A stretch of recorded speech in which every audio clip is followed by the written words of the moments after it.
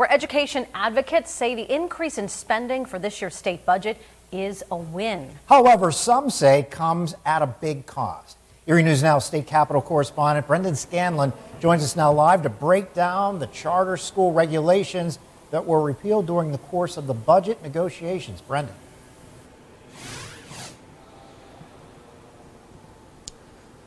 Yeah, Mike and Eva, good evening. Well, those regulations that were approved in March were originally promulgated by the Wolf administration in order to clarify the 25-year-old charter school law.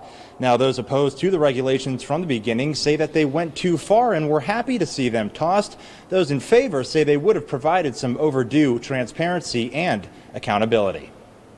The only people who benefit from these regulations being tossed are the bad players in the charter school industry. For Susan Spica with Education Voters of Pennsylvania, some of the regulations should be a no-brainer. For example, holding charter school trustees to the Public Official and Employee Ethics Act. You're sitting on the board of a public school. You should have no financial interest in it. You should not be using your position to have financial gain. I don't understand why the charter schools were so upset about that. Charter advocates like Dr. Ann Clark say the regulations would have done more harm than good. One example, having to match employee health insurance with authorizing districts. But in our very small charter schools, that would be a huge financial burden. Quite frankly, I think it was to put a financial burden on them. State Senator Scott Martin believes the regulations were an overstep by the Wolf administration. There's a huge difference between expanding the definition of something or creating regulation for something compared to creating new law. That falls under the purview of the General Assembly. But Spica says matching health care has been the law for decades. That was not breaking new ground. That is in the law.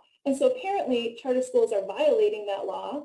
Charters say they're for accountability, but tired of it being one-sided. You see the regulations on the charter school side of it, but where do you see the accountability on the authorizer side? When we have consistently failing schools, what's interesting is that I don't hear this same commitment to accountability to the schools that traditionally we're giving the most money to across the whole state per student, yet they continue to fail these students so that those families are looking for other opportunities. Any kind of oversight is something that the charter schools are going to buck up against.